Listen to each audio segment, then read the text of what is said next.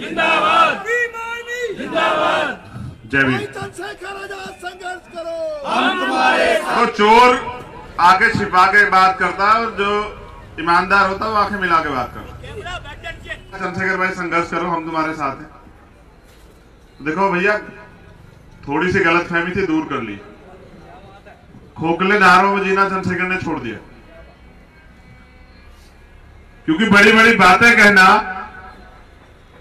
मंच पे आके गले साफ करना और काम के समय भाग जाना, ये हमने सीखा नहीं और ना हमने सिखाया। मैं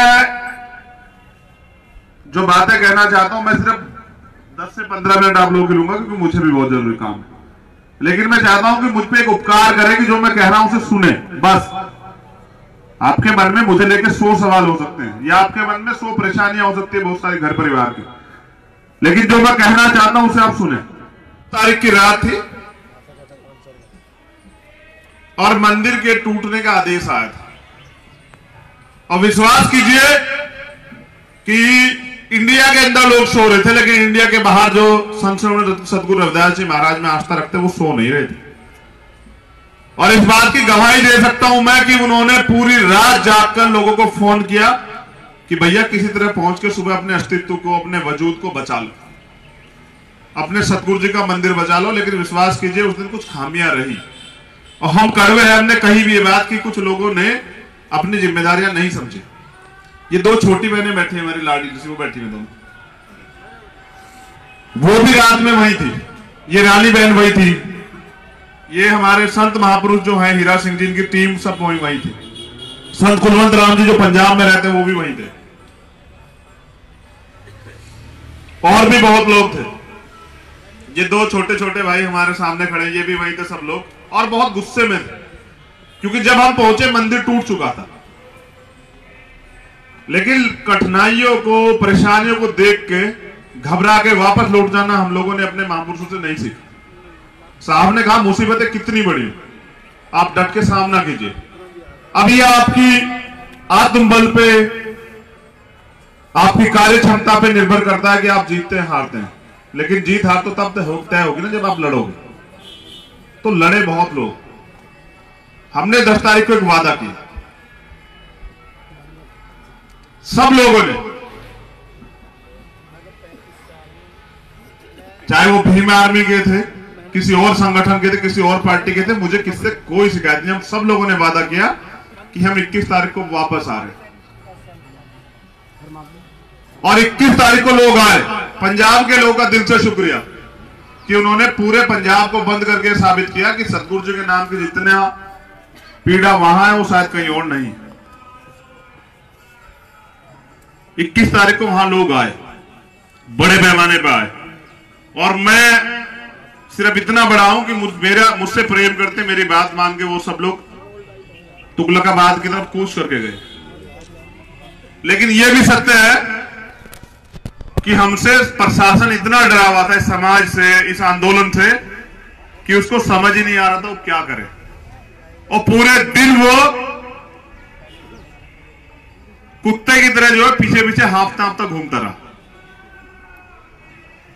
और उसका अंतिम परिणाम यह हुआ कि जब वो इस आंदोलन की सफलता को पचा नहीं पाए, तो उन्होंने जो 96 लोग जेल में गए थे उनके साथ अमानवीय व्यवहार किया, उनको जाति सूचक शब्द कहे, उनको गालियां दी, उनको पीटा, जो वो कर सकते थे किया। और मेरे ये भी याद है कि कुछ बच्चे बताते हैं कि उन्होंने सतगुरु जी को भी गाली दी, कुछ लोग ये बताते हैं उन्होंने बाबा साहब को भी गाली दी। हमारे सामने देते तो शायद ये गवाह है, ये रोशिंदर भी और ये भी, कि अगर हमारे सामने हमारे महापुरुषों को गाली देते तो चाहे हम रहते ना रहते, लेकिन वो लोग नहीं रहते, ये सच। ये ताली बजाने का विषय नहीं है। मैंने कहा मुझे सुने बस। उन्होंने जो किया वो दिल्ली पुलिस भुगत रही है। जो लोग दिल्ली में रहते हैं वो जानते हैं कि दिल्ली पुलिस आज रो रही है, चिल्ला रही है, और ये कह रही है कि हमारी सुरक्षा कर दो, हमारी जान बचा दो। अपने बच्चों को स्कूल नहीं ले जा सकते, अपने बच्चों को घुमा नहीं सकते, वर्दी पहन के घूम नहीं सकते। तो हमने कहा था उस दिन कि शेर को सवा शेर बहुत जल्दी मिलेगा। तो मैं तो फोटो खिंचवा के जा रहा हूँ। हम तो सच्चे और ईमानदार हैं कि हमने जो कहा उसे उस बात को परवान चढ़ने में 1 महीना नहीं लगा। हम जेल से आए तो 1 महीने में दिल्ली पुलिस रो रही। दिल्ली पुलिस का कोई साथी यहाँ बैठा हो तो हम कह देना चाहते हैं जो करोगे, जैसा करोगे वो भरोगे, यही भरोगे। सतगुरु जी कितनी ताकतवर है ये तुम्हें बताने की जरूरत नहीं है। तुमने गाली दी, महसूस करो कि आज तुम्हें गालियां भी पड़ रही और मार भी पड़ रही। जो बुरा करेगा उसको बुरा झेलना पड़ेगा। यह प्रमाण है कि सतगुरु जी में कितनी ताकत है। और यह भी प्रमाण है, प्राचा जी यहां बैठे हुए और मेरे वकील साथी बैठे हुए, शिवचरण भाई यहां बैठे, आर्या जी नहीं है, कि यह पहला फैसला है जो सुप्रीम कोर्ट ने वापस किया। मैं झूठ बोल रहा हूं इस बात? यह पहला फैसला है और यह आपकी ताकत है कि सुप्रीम कोर्ट ने यह कहा कि नहीं मंदिर वहीं बनेगा।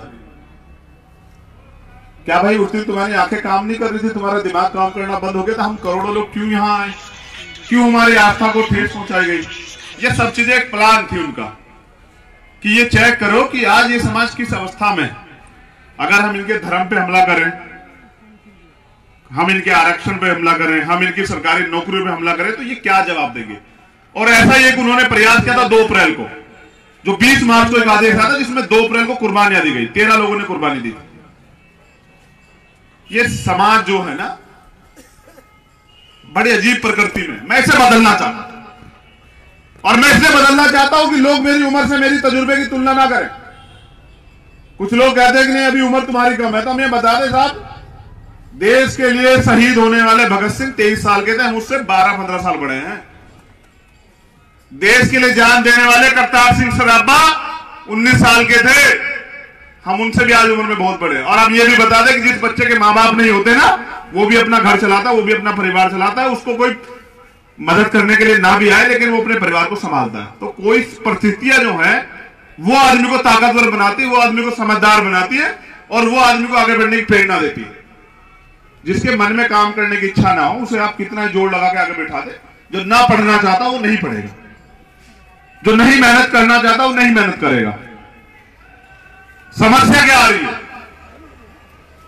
देखिए पंजाब में आंदोलन मजबूत क्यों हुआ, उसका एक बड़ा कारण यह है क्योंकि पंजाब के लोगों की अपने धर्म के प्रति एक मजबूत आस्था और एक अनुशासन, और वो अनुशासन पंजाब के अलावा कहीं और नहीं।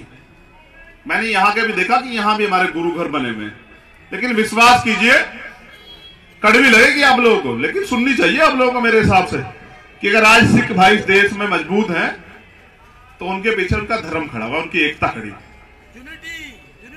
ठीक है। हम तो दलित समाज आपस में मिलकर एकजुट नहीं हो पाए, हल्ले बहुत ताड़ते हैं हम लोग।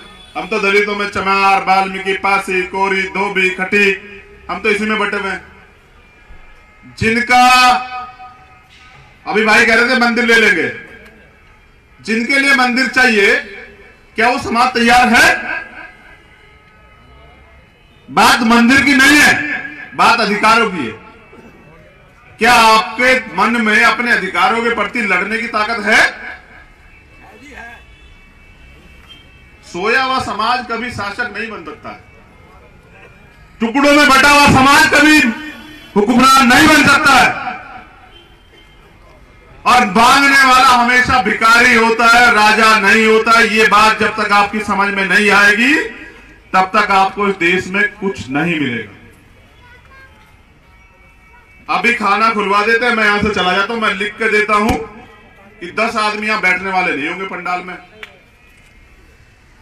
अगर मैं ये कह दूं कि चलो खाना खा लो और मैं यहां चला जाता हूं, समाज के लोगों की बात सुन लेना, तो मैं लिख के दे देता हूं कि 10 आदमी नहीं बैठेंगे यहां, क्योंकि आपके पास समय नहीं है समाज के लिए। जिस समाज में पैदा हुए, जिस समाज के महापुरुषों ने आपको आगे बढ़ाने में कुर्बानियां दी, मैं बार बार क्यों चिल्लाऊं? ये तो सबको पता है कि अगर आज हम यहां बैठे बाबा साहब की देन है, अगर आज हम राजनीतिक रूप से मजबूत हुए तो साहब काशीराम की देन है। मैं कहना चाहता हूं आप किसकी इंतजार कर रहे हैं कि कोई महापुरुष आए, अपने जीवन का समर्पण दे, फिर आप उसका इंतजार करें, उसको परखें, जांचें, ये योग्य है या नहीं, ये बिकेगा या नहीं। इतना इंतजार करें कि वो मरणासन में चला जाए, तो ये कौन सा समाज है भाई? मैं कहता हूं समाज को आगे लेकर जाने की जिम्मेदारी क्या किसी एक व्यक्ति की है? हमारे बुद्धिजीवी वर्ग बड़ा है दिल्ली में। ये बताओ कि अगर वास्तविकता में ये लड़ाई आगे बढ़ानी है तो क्या घर में बैठ के लड़ाई आगे बढ़ जाएगी? पहले तो हमें अपने अंदर से मैं निकालनी पड़ेगी कि मैं बहुत बड़ा हूं। मैं आपको विश्वास दिलाता हूं कि मैं अपने पूरे दलित समाज में, बहुजन समाज में सबसे छोटा व्यक्ति, इतना छोटा जिसकी कोई औकात नहीं है। आप भी अपने अंदर से ईगो निकालो कि मैं बहुत बड़ा हूं। आप समझिए समाज बहुत बड़ा है। जिस दिन हमारे लोगों की समझ में आ जाएगा ना कि समाज बड़ा है। देखो वो 3 भाई वहां सेल्फी ले रहे हैं, देखो ये तो पीछे खड़े हैं, देखो कितने बड़े बड़े महापुरुष हमारे हैं। देखो इन तीनों की शक्ल याद रखना। अगर ये फोटो के लिए तुम्हारे पास लग जाए ना, वो जो वहां खड़े हैं, तो इनको कम से कम 10 फीट रखना मुझसे दूर। मैं ऐसा समाज नहीं चाहता, मैं बिल्कुल ऐसा समाज नहीं चाहता, मुर्दों का समाज नहीं चाहता, और ऐसे लोग नहीं चाहता जो अपने लोगों को आगे धक्का देकर पीछे घर जाके बैठ जाए। मैं वो चाहता हूं जो जिसमें कुर्बानी देने का जज्बा अपने लोगों के लिए।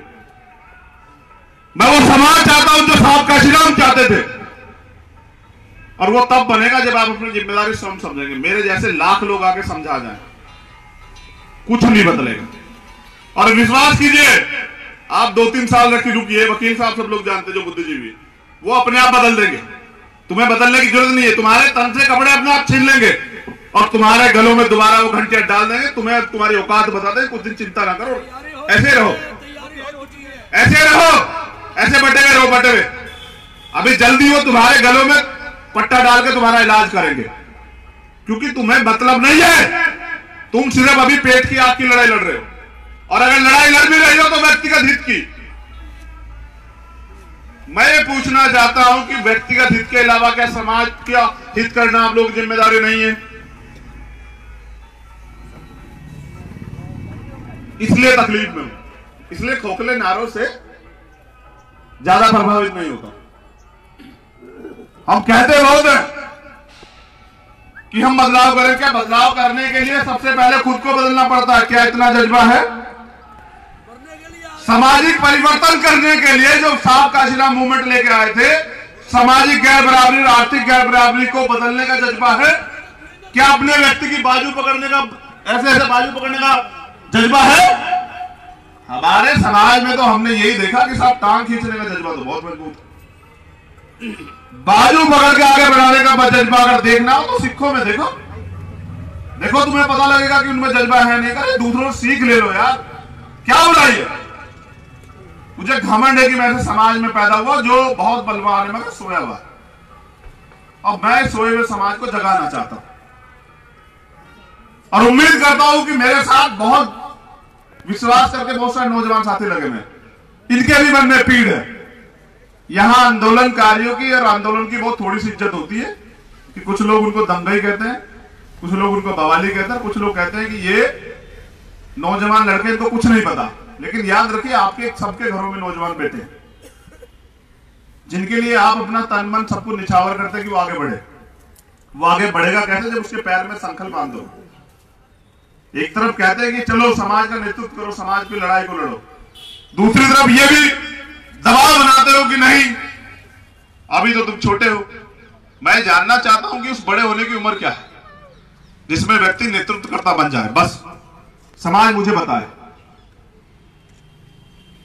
ये समाज उस दिन का इंतजार कर रहा है जिस दिन आप देखिए लगातार हमले हो रहे, सरकारी डिपार्टमेंट खत्म हो रहे। मैं यहां आपको सामाजिक भाषण सुनाने नहीं आया, वो जो धार्मिक भाषण है वो सुनाने में आपको नहीं आया। इसलिए नहीं आया हूं क्योंकि मैंने तय किया कि जब भी मौका मिलेगा, अगर 10 लोगों को बदल पाया तो प्रयास करूंगा। आप मुझे बताइए, सरकारी डिपार्टमेंट तो खत्म होने वाले, ऐसी चर्चा है ना? ऐसी है ना? तो कहां के लिए पढ़ रहे हैं भाई? बिजनेस में तो आपका कोई वजूद नहीं है, बहुत कम लोग बिजनेस कर रहे हैं। सरकारी डिपार्टमेंट रहेंगे नहीं, सरकारी डिपार्टमेंट नहीं रहेंगे तो जो रिजर्वेशन पे हमला करने का उनका वो था वो तो पहले पूरा होने वाला है। जब डिपार्टमेंट नहीं रहेंगे तो सरकार नियुक्तों क्या मामला? ठीक है, SC ST एक्ट पे वो पहले वो ले आए तो दोबारा भी ले आएंगे, उन्हीं का कोई आदमी रिट डाल देगा, फिर वो रिट जो है उनकी स्वीकार हो जाएगी, उस पर बहस होगी। बड़े बड़े वकील उनके हैं, एक दो आपके पास भी है, शिवचरण भाई, ये प्राचा जी, ये भी आपके पास है, लेकिन इन पे भी आप शक वक कर लिया करो कभी कभी, कोई फर्क नहीं पड़ता, क्योंकि लूटने के लिए तो इशारा चाहिए ना, ज्यादा बड़ी बात नहीं। देश में आर्थिक मंदी पैर पसार रही है, गरीब रोटी के लिए अमीर का खून पी जाएगा, उसके महल बंगले सब छीन लेगा। और सबसे बड़ी बात यह है कि ये देश हमारा है, इसको बचाने की जिम्मेदारी हमारी, इसके लिए हमारे महापुरुषों ने बलिदान दिया। और क्या आप भूल चुके हैं अपने महापुरुषों का सपना? आपके महापुरुषों को सपना भी था ना देश में।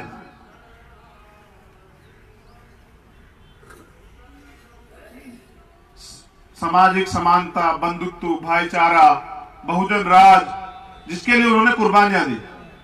लेकिन आज कुर्बानी से बड़ा पेट हो गया है। अब हमें क्या चाहिए? कहीं से पैसे मिल जाए, एक गाड़ी मिल जाए, अच्छी सी शादी हो जाए, एक मकान हो, थोड़े बहुते खर्चे के लिए पैसे, इसी में बस इतनी कीमत है हमारे व्यक्ति की, इससे ऊपर नहीं बढ़ पा रहे। जो समाज राज कर सकता था वो समाज मांगने के लिए और बिकने के लिए तैयार बैठा। ऐसे समाज से बदलाव नहीं होता। अगर वास्तविकता में सपनों, अपने महापुरुषों का सपना पूरा करना है तो आपको उनके दिखाए रास्तों पे चलना पड़ेगा। और मैंने बात कही, मेरे साथी जानते हैं कि जो लोग नहीं बिकते उनकी तस्वीरें बिकती हैं, इसलिए उन्हें महापुरुष कहा जाता है। तो अगर आप अपनी तस्वीरें बिकवाना चाहते हैं, समाज में मान सम्मान कमाना चाहते हैं, जो पैसों से नहीं मिलता, उसके लिए संघर्ष करना पड़ेगा। और जितनी बड़ी कुर्बानी होगी उतना ही बड़ा सम्मान होगा, उतना ही बड़ा पुरस्कार होगा। बात रही तुगलकाबाद के ऐतिहासिक संत श्रोण सतगुरु रविदास महाराज जी के मंदिर की, तो मैं घर से, जेल से जब निकला, मैं सीधा पंजाब गया, क्योंकि पंजाब का आंदोलन में बड़ा हिस्सा था। और मैंने अपने संतों से यही बात पूछी कि आप ये बताएं कि आप 400 गज में सहमत हैं? तो कुछ का जवाब था कि हम बात कर रहे हैं, कुछ का जवाब था कि नहीं, सहमत नहीं। तो हमने कहा कि आप जो आदेश करेंगे, क्योंकि हम समाज के साथ खड़े हैं। व्यक्तिगत रूप से भीम आर्मी इतनी बड़ी ताकत रखती है आपके आशीर्वाद से कि वो अपने दम पे आंदोलन कर सकती है, किसी की भी तख्त हिलाने काम कर सकती है। लेकिन क्योंकि समाज की लड़ाई है, तो हमने उनसे कहा कि जैसा आप आदेश करेंगे मैं बता दीजिएगा। मैं बताने आया कि मैं 400 गज पे सहमत नहीं। बात मंदिर की नहीं है मेरे लिए बात है अधिकारों की और अपने ऐतिहासिक धरोहर के, अपने इतिहास की, और उसे किसी भी कीमत पे हम लोग मिटने नहीं देंगे। ये यहां से माननीय सुप्रीम कोर्ट भी सुन ले, उसके अलावा कोई और कोर्ट सुनना चाहती है वो भी सुन ले, दिल्ली पुलिस के सीपी भी सुन ले, सब लोग सुन ले। जब भी समाज की आवाज आएगी हम लोग वापस आएंगे, और जब हम वापस आएंगे इस बार वापस नहीं जाएंगे। मैंने अपने साधु मत संतों महापुरुषों से, आप थे वहां गुरुजी आप थे वहां, मैंने कहा कि तय कर लो एक दिन पहले कि समाज को क्या मैसेज देना है। याद है आरके पुरम में मैंने कहा कि समाज आ रहा है, उसको क्या मैसेज देना तय कर लो। ये मैसेज कि वो आए और यहां के बैठ जाए, जब तक ये बात हमारी मान जाए तो तब तक ना जाए, या हमें जेलों में जाना है। तो सारे संतों महापुरुषों ने हाथ उठाए थे। गुरुजी मैं अगर झूठ बोल रहा हूं तो जूते से मारना मुझे। सारे संतों महापुरुषों ने हाथ उठाए थे कि जेल हम भी चलेंगे अगर जेल जाना पड़ा। आरके पुरम में, हाँ, जिसमें गुरुदीप गिरी जी भी थे। आप थे गुरुजी?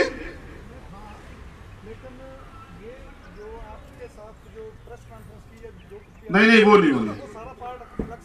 एक दिन पहले जो आरके पुरम में संत महापुरुषों ने हाथ उठा के जेल चलेंगे, उठाया था। मैंने अपनी बात को वचनबद्ध तरीके से, जो मैंने समाज से वादा किया, 10 तारीख को जो वादा किया था, 21 तारीख को निभाया कि चाहे फांसी चढ़ जाऊं, चाहे मौत आ जाएगा, लाश भी जाएगी तो उस तुगलकाबाद मंदिर से जाएगी और कहीं से जाएगी। समाज से वादा किया, उस वादे को निभाना। और यह भी वादा किया था जेल जाना पड़ेगा तो सबसे पहले सबसे आगे मैं रहूंगा। और यह भी वादा किया जेल जाते हुए, ये छोटा भाई विश्वनाथ पहली बार मुझे वहां मिला, यह भी वादा किया कि जब तक सबकी बेल नहीं लगेगी तब तक चंद्रशेखर जेल से बाहर नहीं जाएगा, चाहे कुछ नहीं लग जाए, कोई फर्क नहीं पड़ता। ऐसा समर्पण अगर हम अपने समाज में अपने लोगों के प्रति नहीं लाएंगे तो समाज भरोसा नहीं करेगा। और बड़ी मुश्किल से समाज भरोसा करता है जो भरोसा समाज ने मेरे ऊपर किया, मैं विश्वास दिलाता हूं ये हमारा गुरु घर है कि दुनिया में वो नोट नहीं बनेगा जो आपके भाई के जमीर को खरीद ले। मैंने सुना, पंजाब के लोग जानते हैं, मैंने सुना एक महापुरुष ने कहा, उन्होंने कहा कि मैं ये नहीं मानता कि आदमी की लाश हो जाने से ही वो मरता, जिसका जमीर बढ़ जाता है वो भी आदमी मर जाता है। मैं उस जमीर को मरने नहीं दूंगा, मैं ऐसे लाखों लोगों को तैयार करके जाऊंगा। मुझे यह भी पता लग गया सहारनपुर की जेल के बाद तिहाड़ से कि मैं इतनी जल्दी मरने वाले इन लोगों पे नहीं।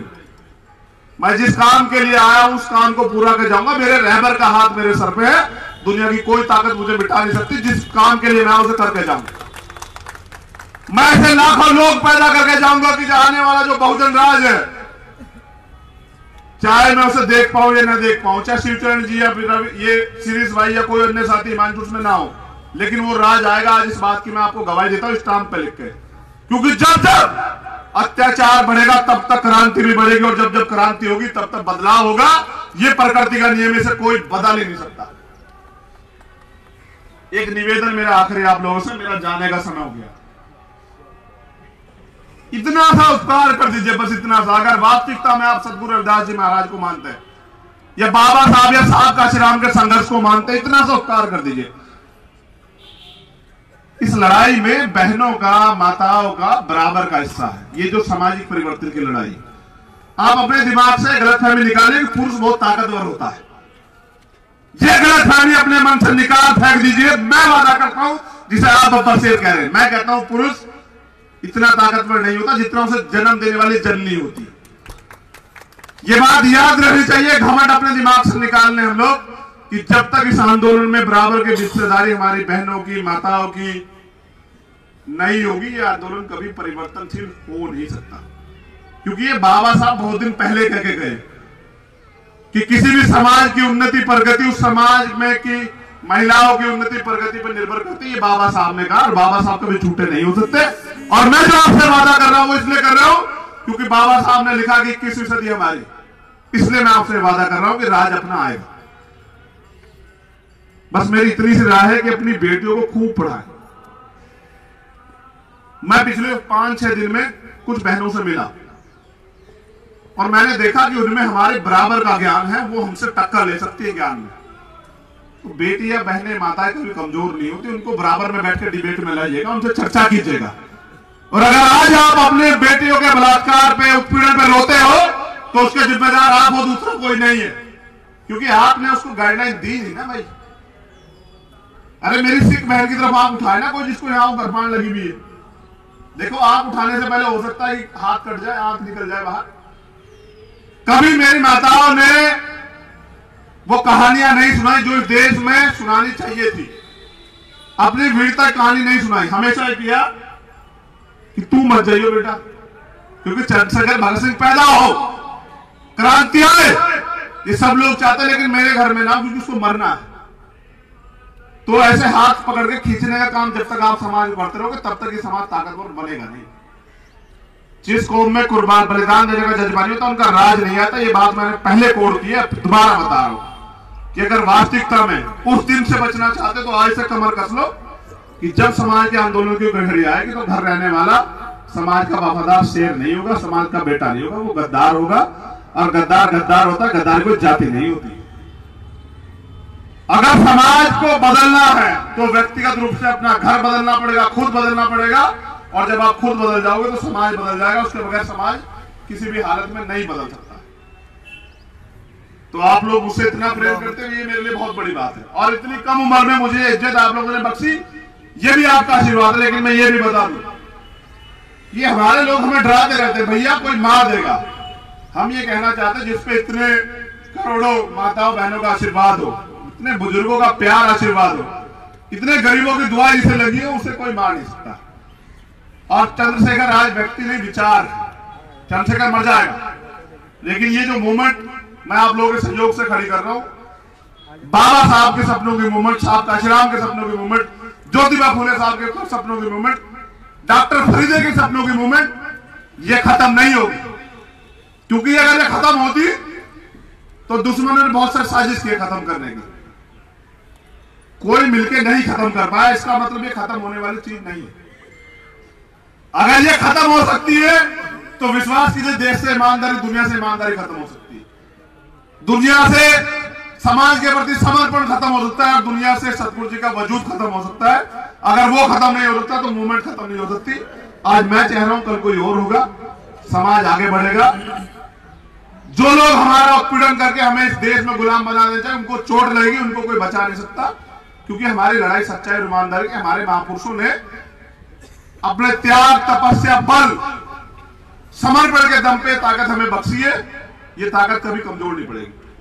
तो क्योंकि मुझे जाना, मैं आप सब लोगों से माफी चाहता हूं, बस एक निवेदन चाहता हूं कि आज आप ये दिखा दे, साबित कर दे कि आप अनुशासित हैं। आपको बहुत मौके मिलेंगे, दिल्ली में मैं काम करने वाला हूं, घर घर जाके मैं आपके घर आऊंगा फोटो खिंचवाने के लिए, वादा करता हूं लोगों से। लेकिन आप जैसे मैं जाऊं, अनुशासन दिखाएं, जो कि तू बैठे रहे, और जो संत महापुरुष उनकी बात को सुने। अगर ये भी आप मेरे ऊपर उपकार नहीं कर सकते तो फिर मेरा बोलना, 1 घंटा चिल्लाना बेकार है, मेरा काम करना बेकार है। फिर मुझे लगेगा कि नहीं, आज भी समाज सोया हुआ। आज सिर्फ मेरा निवेदन है कि आज आप मुझे विश्वास दिलाए कि देखो तू हमारा बेटा है, तू हमारा खून है, तेरी बात का हमें मान रखना है, इसलिए हम यहां बैठे हैं। मैं विश्वास दिलाता हूं कि अगले 2-3 महीने हम लोग दिल्ली में काम करेंगे, क्योंकि जहां सतगुरु जी का अपमान हुआ है, उस धरती से सतगुरु जी के असली वंशजों को हम लोग आगे बढ़ाने का काम करेंगे। ये मैंने वादा खुद से किया। 60 दिन की जेल हमारे, 65 दिन की जेल हमारे डगमगा पाई। इस 65 दिन की जेल ने हमें बहुत बड़ी सीख जरूर दी है। समाज में अगर आगे बढ़ाना चाहते हो, अपने मां बाप का, अपनी बहन का, अपनी बेटी का सम्मान करना सीखो, सम्मान करना सीखो, सम्मान पाना सीखो, सम्मान देना सीखो, और अपने साधु संतों महापुरुषों का सम्मान करना सीखो। बिना चिल्लाए, तड़पे मां भी बच्चे को दूध नहीं पिलाती, क्योंकि उसको लगता है कि उसका पेट भरा हुआ है। जब तक आप लोग चिल्लाओगे नहीं और आपकी आवाज समाज के आखिरी व्यक्ति तक नहीं जाएगी, तब तक समझिए कि समाज को नहीं पता लगेगा कि समाज में पीड़ा आने वाली। मैं बता रहा हूं कि यह लड़ाई तब पूरी होगी, 10 या 20% लोगों की मजबूती से पूरी नहीं होगी, जब तुम्हें बहुजन समाज के आखिरी व्यक्ति को हम इतना ताकतवर कर देंगे कि वो सम्मान से अपना जीवन जी पाए, तब ये बहुजन मूवमेंट पूरी होगी। और आशा और उम्मीद करता हूं कि आपका आशीर्वाद आपके छोटे भाई को, आपके बच्चों को, आपके खून को हमेशा मिलता रहेगा। जय भीम, जय भारत, जय गुरुदेव, धन गुरुदेव, जय संविधान, जय बाबा साहब, जय साहब का आशीर्वाद।